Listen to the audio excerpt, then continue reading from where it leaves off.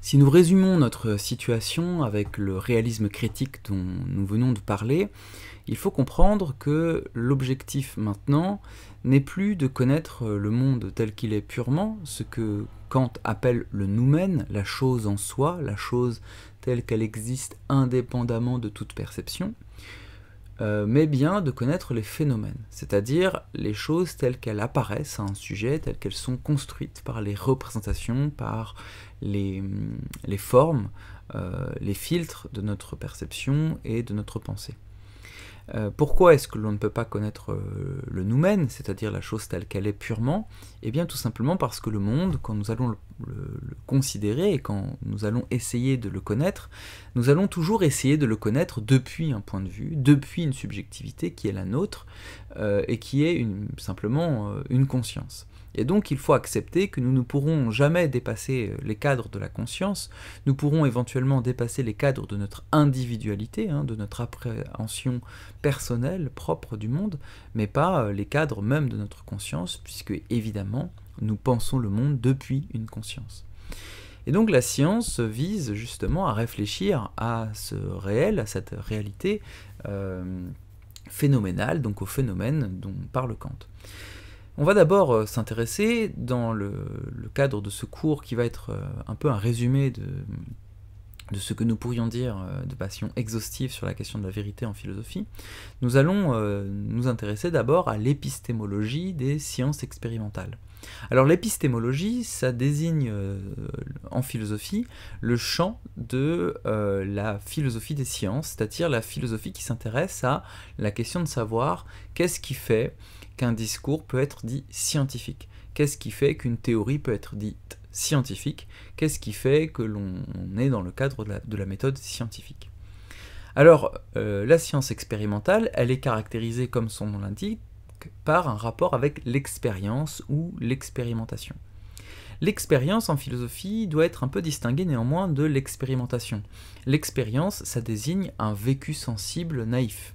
Alors, ça veut dire que quand vous regardez le monde, quand vous l'observez, quand vous l'éprouvez par vos sens, en fait, au sens strict, vous en faites l'expérience. À noter, mais je n'en dirai pas plus, ce que l'on a dit de Kant devrait déjà vous le faire comprendre, que notre expérience n'est jamais complètement naïve, c'est-à-dire qu'on ne perçoit pas le monde purement, on le construit, on le perçoit à partir des constructions théoriques, de constructions schématiques qui nous permettent de l'appréhender. En fait, ce qu'on peut comprendre, et ce qu'on va comprendre dans les sciences expérimentales, c'est que contrairement à une idée naïve, qui peut même être parfois colportée par la description de la méthode expérimentale, l'expérience spontanée que vous faites du monde, le fait de percevoir les choses d'abord, peut être en fait un obstacle à la connaissance des choses. Ça, c'est une idée qui va notamment être développée par Bachelard, c'est-à-dire cette idée selon laquelle l'expérience naïve, le vécu sensible spontané que l'on a des choses, c'est parfois une limite ou quelque chose qui nous empêche en fait de comprendre la nature réelle des phénomènes. L'exemple typique, c'est l'exemple galiléen qui renvoie au fait que des corps de masse différentes vont pourtant tomber à la même vitesse si vous les laissez chuter. Spontanément, si vous demandez à quelqu'un si un poids d'1 gramme comparé à un poids de 1000 tonnes, si ce poids d'1 gramme va mettre plus longtemps à tomber par terre, la plupart des gens spontanément vont répondre oui, parce qu'ils pensent que les choses plus légères tombent plus lentement. Mais en fait, c'est faux. Pourquoi est-ce qu'on a tendance à répondre oui spontanément? Pourquoi notre rapport naïf à l'expérience nous donne l'impression que les choses légères tombent plus doucement? Eh bien, peut-être parce que dans notre quotidien perceptif, il y a un certain nombre de choses légères que l'on a l'habitude de voir tomber et qui effectivement tombent avec une certaine lenteur. Par exemple, les feuilles mortes ou simplement une feuille de papier. Mais là, c'est dû plutôt à la portance dans l'air. Bref, ce que vous devez retenir, c'est que l'expérience désigne en philosophie le vécu sensible, pur, simple, c'est-à-dire le fait d'éprouver les choses par les sens. La science expérimentale, on va le voir, elle a plutôt un rapport avec l'expérimentation. Bon, comment on construit une réflexion expérimentale, une théorie expérimentale? Évidemment, on va partir d'une certaine hypothèse théorique, donc la science expérimentale va partir d'une certaine hypothèse théorique, et cette hypothèse, elle vise à rendre compte de la régularité d'un phénomène et à tenter de l'expliquer. Par exemple, voilà, vous avez une hypothèse théorique déterminant que tel corps, si vous le faites tomber, il va tomber à telle vitesse. Cette hypothèse théorique est souvent elle-même inscrite dans une théorie qui la précède. Alors qu'est-ce que c'est qu'une théorie scientifique? Une théorie, c'est un ensemble de propositions et de définitions qu'on va prendre pour base et de déductions dont les conséquences représentent des faits et des lois expérimentales connues avec un certain niveau de précision qu'on juge satisfaisant. Donc la théorie, c'est un ensemble cohérent et systématique de propositions qui permettent d'expliquer les phénomènes et leur régularité dans un domaine donné. Par exemple, la théorie de la gravitation. Donc, dans le cadre d'une théorie, la plupart du temps, c'est comme ça que ça se passe, on va proposer une hypothèse théorique, donc une nouvelle hypothèse, déduite des hypothèses précédentes, et cette hypothèse, on va devoir la soumettre à un certain nombre de tests. Et c'est souvent ici que la méthode expérimentale est mal comprise. La plupart du temps, on considère que cette hypothèse théorique, on va la soumettre à une expérimentation, et que si l'expérimentation en question va dans le sens de notre hypothèse, alors on pourra dire de manière pure et simple que notre expérimentation a prouvé notre hypothèse. En fait, les choses sont plus compliquées que cela. La personne qui a notamment réfléchi à cette complexité de la méthode expérimentale, c'est un philosophe, un épistémologue qui s'appelle Popper, et qui, dans un livre qui s'appelle La connaissance objective, publié en 1972, va développer une réflexion sur le caractère falsifiable de la théorie expérimentale. Alors, qu'est-ce que ça veut dire ? La falsification, chez Popper, c'est l'idée qu'une théorie scientifique, on ne l'expérimente pas on la soumet pas à des expérimentations pour la prouver, mais au contraire pour l'invalider. Alors c'est une idée un peu contre-intuitive, parce qu'on a le sentiment que les scientifiques, je sais pas, les biologistes, les physiciens, les astrophysiciens, les géologues, lorsqu'ils vont tenter de mettre en place des expérimentations, parfois très complexes, des accélérateurs à particules de dizaines de kilomètres de long, ou des télescopes spatiaux d'une extrême complexité, on a le sentiment que leur but, c'est quand même de prouver leur théorie ou leur hypothèse expérimentale. En fait, ce que montre Popper, c'est qu'il y a un gap irréductible entre la vérité que l'on vise, donc l'adéquation du discours et du réel, qui doit être universelle, c'est-à-dire valide dans de toute éternité, toujours, partout, absolu, et l'expérimentation qui ne pourra jamais que produire des énoncés généraux. Je m'explique. Il y a une différence entre le général et l'universel. Ce qui est vrai en général, c'est ce qui est vrai dans l'ensemble des cas, ou dans la plupart des cas que l'on a constatés. Dans le cas des théories expérimentales, on pourrait dire c'est ce qui est vrai dans tous les cas que l'on a pu tester jusqu'ici.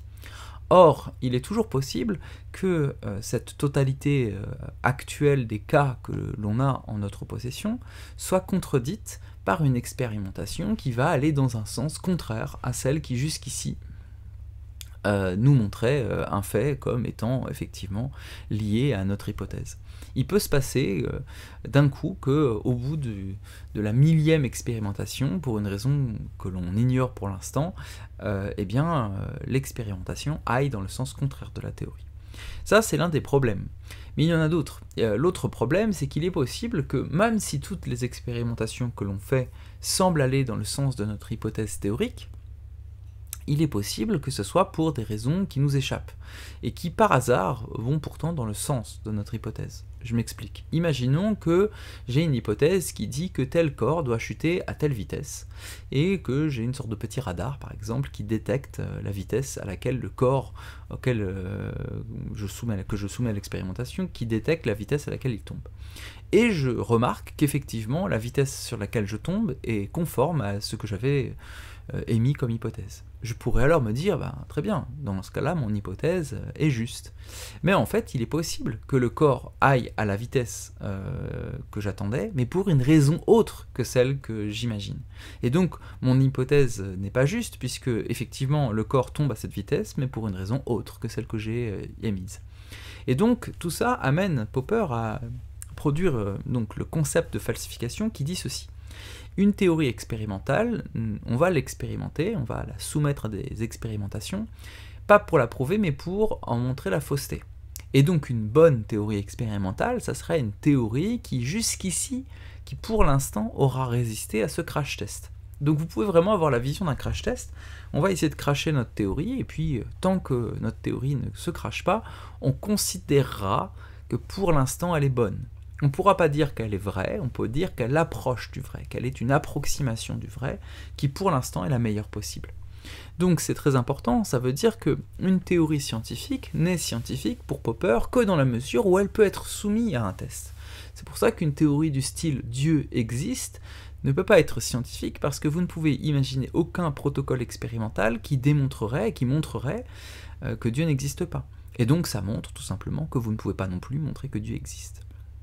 Donc, une hypothèse théorique est soumise à l'expérimentation, et c'est parce qu'elle résiste en quelque sorte à cette expérimentation, parce qu'elle va dans le sens de l'expérimentation que vous avez produite, que vous pouvez énoncer l'idée que cette hypothèse a une forme de validité. Mais cette validité est toujours provisoire, et les sciences expérimentales vont régulièrement évoluer ou muter quand des instruments de mesure plus précis, ou une compréhension plus fine des mesures que nous avions faites, ou simplement un renversement des mesures que nous avions faites, montre que les théories expérimentales que nous avions sur le monde, et donc les lois que nous faisions émerger de ces théories, n'étaient pas parfaitement justes. Nos théories sont des conjectures, c'est-à-dire des hypothèses sur le monde, que la démarche expérimentale va pouvoir éventuellement réfuter. Si on revient donc sur notre interrogation sur la vérité, il apparaît que la théorie scientifique est une vérisimilitude, c'est-à-dire que l'observation répétée de cas particuliers qui concordent avec les prédictions de la théorie, qui lui donnent une forme de valeur. On ne peut donc pas conclure à la vérité d'une proposition universelle en partant de la vérité de propositions particulières, qui sont donc les propositions issues des expérimentations. Selon Popper, la démarche scientifique consistera donc à chercher à tester une hypothèse en imaginant les conséquences observables qui pourraient prendre en défaut l'hypothèse en question. La science est donc une connaissance qui se sait probable. Le doute que nous avions mis en œuvre radicalement avec Descartes apparaît ici au cœur de la démarche scientifique. Une théorie scientifique ne se caractérise pas par une certitude absolue, mais par sa force prédictive et sa compatibilité avec les faits. Autrement dit, la théorie scientifique, par exemple, je sais pas, la théorie de la relativité générale issue notamment d'Einstein, mais pas seulement, va avoir une certaine validité parce qu'elle permet, pour l'instant elle résiste aux expérimentations, et parce qu'elle est prédictible, on arrive à produire des prédictions sur un certain nombre de phénomènes à partir d'elle. Mais évidemment, on ne dit pas que la théorie de la relativité générale d'Einstein est absolument vraie, et que elle ne pourra pas, un jour ou l'autre, être dépassée par une théorie plus juste et plus fine, permettant d'établir des lois plus exactes de l'univers. Donc ça, c'est un point extrêmement important de l'épistémologie des sciences expérimentales, et ça explique aussi un certain nombre de règles, notamment le fait que lorsque vous êtes un scientifique, vous devez, lorsque vous écrivez des articles rendant compte de vos travaux, vous devez permettre à la communauté scientifique d'avoir accès à vos protocoles expérimentaux pour qu'ils puissent eux-mêmes tenter de falsifier votre expérience, votre théorie, et donc de répéter dans d'autres conditions, ou plutôt dans des conditions similaires mais à d'autres endroits, l'expérimentation que vous dites avoir faite pour qu'ils puissent constater par eux-mêmes que votre théorie résiste effectivement pour l'instant à l'expérimentation. Donc c'est pour ça que Bachelard va parler d'approximation lorsqu'il parle de vérité scientifique, et Popper parle de vérisimilitude. Vous pouvez vous représenter l'image d'une cible, c'est comme un jeu de fléchettes. La vérité absolue serait le centre de cette cible. Vous ne pouvez pas l'atteindre, ou vous ne pouvez jamais être certain absolument de l'avoir atteinte. Et donc ce que vous allez faire, c'est lancer des fléchettes en essayant d'être de plus en plus précis. Donc vous pouvez dire au minimum que vous vous approchez de plus en plus de la cible, mais vous ne pourrez jamais dire c'est bon, je suis sur la cible. La science cherche donc à démontrer ou à prouver la validité de ces théories, mais elle ne peut pas le faire dans le cadre expérimental. On va voir maintenant que dans le cadre de sciences théoriques, les choses sont un petit peu différentes.